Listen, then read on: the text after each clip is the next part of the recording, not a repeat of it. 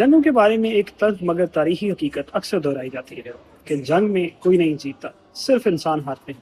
مگر عالمی سیاست کی پیچیدہ حقیقت یہ بھی ہے کہ بعض طاقتیں ایسے بحرانوں سے بھی اپنے لیے نئے مواقع پیدا کرتی ہیں۔ مشرق وسطیٰ کی حالیہ تنازع نے جہاں خطے کو عدم استحکام، معاشی دباؤ، انسانی نقصان سے دوچار کیا ہے، وہیں عالمی طاقتوں کے توازن میں بھی تبدیلی کی بنیاد رکھی گئی ہے۔ اس پس منظر میں ایک حقیقت یہ بھی ابھر کر سامنے آئی ہے کہ عالمی بحران کے درمیان روس نے خاموشی سے اپنے لیے سفارتی اور معاشی میدان میں کافی جگہ بنا لی۔ یہ جنگ اگرچہ براہ راست روس کی نہیں تھی، مگر اس کے اثرات نے عالمی سیاست میں ایسے دروازے کھول دیے جس سے ماسکو کو فائدہ پہنچا۔ اس تنازع کا سب سے بڑا اثر عالمی نظام کی ساخت پر پڑتا دکھائی دیتا۔ گزشتہ 3 دہائیوں میں دنیا میں ایک ایسے نظام کے طور پر دیکھا جاتا تھا جس میں امریکہ کی قیادت فیصلہ کن تھی۔ تاہم حالیہ بحران نے اس تصور کو کمزور کیا اور تاثر ثابت ہوا ہے کہ دنیا تیزی سے کثیر القطبی ملٹی پولر ورلڈ کی طرف بڑھ رہی ہے۔ جب امریکہ اپنی توانائی اور سیاسی توجہ اس جنگ میں صرف کر رہا ہے تو دوسری طاقتوں کے لیے عالمی سیاست میں زیادہ فعال کردار ادا کرنے کے موقع پیدا ہوئے۔ روس نے اسی موقع سے فائدہ اٹھاتے ہوئے خود کو ایک ایسے فریق کے طور پر پیش کرنے کی کوشش کی ہے جو نہ صرف عالمی بحرانوں میں سفارتی کردار ادا کر سکتا ہے بلکہ طاقت کے توازن کو بھی متاثر کر سکتا ہے۔ مشرق وسطیٰ کی اس جنگ نے خلیجی ریاستوں کے معاشی خواب کو بھی ایک نئی آزمائش میں ڈال دیا۔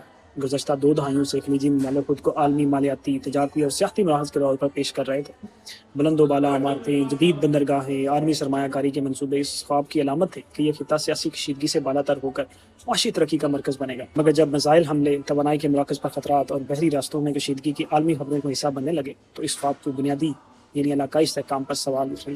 اس صورتحال نے خلیجی ریاستوں کو یہ سوچنے پر مجبور کر دیا ہے کہ معاشی ترقی کے ساتھ علاقائی امن اور سفارتکاری کو بھی عملی حکمت عملی کا مرکز حصہ ہونا چاہیے۔ اسی بحران کے دوران عالمی توانائی کی سیاست میں بھی ایک اہم تبدیلی دیکھنے میں آئی اور یہی وہ مقام ہے جہاں روس کا کردار نمایاں ہو کر سامنے آتا ہے۔ مشرق وسطیٰ میں کشیدگی بڑھنے سے تیل اور گیس کی عالمی منڈیوں میں غیر یقینی صورتحال پیدا ہو رہی اور قیمتوں میں اضافہ دیکھنے میں آیا۔ چونکہ روس دنیا کے بڑے توانائی برآمد کنندگان میں شامل ہے، اس لیے اس صورتحال نے اس کے لیے معاشی موقع پیدا کی۔ پابندیوں میں نرمی، علاقائی توانائی کی بڑھتی ہوئی طلب نے روس کو ایک بار پھر توانائی کی عالمی سیاست میں ایک اہم کھلاڑی کے طور پر پیش کی۔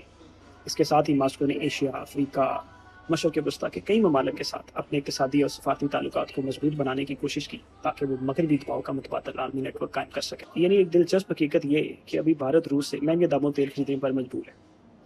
پچھلے کچھ برسوں سے بھارت روس سے امریکی سینکشنز کے باوجود جب روس سے تیل خرید رہا تھا تو روس سے 50 بیرل فی ڈالر کے حساب سے تیل بیچ رہا تھا۔ امریکی دباؤ کے پیش نظر روس سے تیل خریدنا بند کر دیا۔